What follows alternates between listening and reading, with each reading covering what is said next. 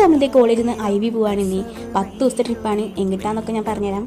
അപ്പോൾ ഈ 2 ദിവസം നമ്മൾ ട്രെയിനിലൊക്കെ തന്നെ ഉണ്ടായിരിക്കും. ട്രെയിനിലെ വിശേഷങ്ങളും അവിടുത്തെ വിശേഷങ്ങളൊക്കെ ഇടുന്നതാണ്. അങ്ങനെ നമ്മൾ വീട്ടിൽ നിന്നാണ് വന്നത്. ആലുവ റെയിൽവേ സ്റ്റേഷനിൽ എത്തി ഉടനെ തന്നെ എൻ്റെ ബാഗ് പൊട്ടിയിട്ടുണ്ടായിരുന്നു.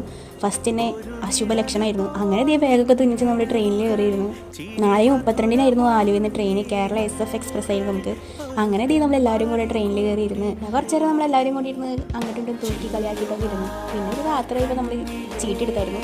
എനിക്ക് ഈ സംഭവം കളിക്കാനൊന്നും അറിയത്തില്ലായിരുന്നില്ല. പിന്നെ അവരെല്ലാവരും കൂടെ പഠിപ്പിച്ചപ്പോൾ ഞാൻ ഇങ്ങനെയൊക്കെ കളിച്ച് പിന്നെ അങ്ങോട്ട് നമ്മൾ എക്സ്പെർട്ട് ആയിട്ടുണ്ടായിരുന്നു. അങ്ങനെ ബോറടിക്കത്തില്ല ഈ സംഭവം. എല്ലാവരും കൂടി കളിക്കുന്നത് നല്ല രസം. നമ്മൾ വീട്ടിൽ നിന്ന് വരുന്ന എല്ലാവരും ഇവർക്ക് ഹോസ്റ്റലിൽ നിന്ന് വരുന്നവർക്ക് ഫുഡൊക്കെ എടുത്തിട്ടുണ്ടായിരുന്നു, പൊതിച്ചോറൊക്കെ. അങ്ങനെ നമ്മളിത് എല്ലാവരും കൂടെ കഴിച്ച് കിടന്ന് ഉറങ്ങിയിട്ടുണ്ടായിരുന്നു.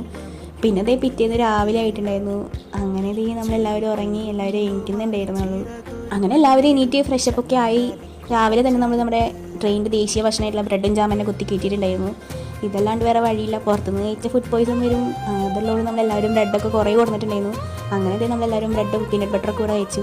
പിന്നെ ഉച്ചയായപ്പോൾ വേറെ വഴിയില്ലാത്തതുകൊണ്ട് നമ്മൾ ഓൺലൈനിൽ നിന്ന് ഓർഡർ ചെയ്തിട്ടുണ്ടായിരുന്നു. സ്വിഗ്ഗിയിൽ നിന്ന് ട്രെയിനിലോട്ട് വരുന്ന സംഭവമില്ലേ, അത് ഓർഡർ ചെയ്തിട്ടുണ്ടായിരുന്നു. അങ്ങനെ നമ്മളെല്ലാം അച്ചാറും അതൊക്കെ കൂടെ നമ്മൾ കഴിച്ചു. സത്യം പറഞ്ഞാൽ കേരളം കഴിഞ്ഞാൽ നമ്മൾ ഏറ്റവും കൂടുതൽ മിസ് ചെയ്യുന്നത് നമ്മുടെ കേരളത്തിലെ ഫുഡ് തന്നെയായിരിക്കും.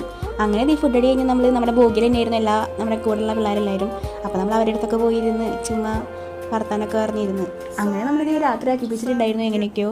പിന്നെ ഞാൻ വീട്ടിൽ നിന്ന് ചപ്പാത്തി അമ്മ ആക്കി തന്നിട്ടുണ്ടായിരുന്നു. അപ്പോൾ നമ്മൾ രാത്രി ബട്ടർ ചിക്കൻ ഓർഡർ ചെയ്തിട്ട് നമ്മൾ കഴിച്ചിട്ടുണ്ടായിരുന്നു. അങ്ങനെ രാത്രി ഞങ്ങളുടെ സ്നേഹപ്രകടനമൊക്കെ കഴിഞ്ഞ് ഞങ്ങൾ കിടന്ന് ഉറങ്ങിയിട്ടുണ്ടായിരുന്നു. പിന്നെ ഒരു കാര്യം, ഇവളെ ഈ വീഡിയോയിൽ മാത്രമേ കാണത്തുള്ളൂ.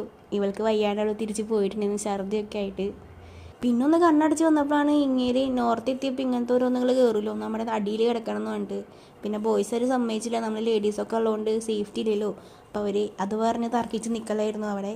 അപ്പം എന്നേക്ക് ഇത്രയൊക്കെ ഉള്ളൂ. ബാക്കിയുള്ള വിശേഷങ്ങളായിട്ട് പിന്നെ വരാം. ബൈ.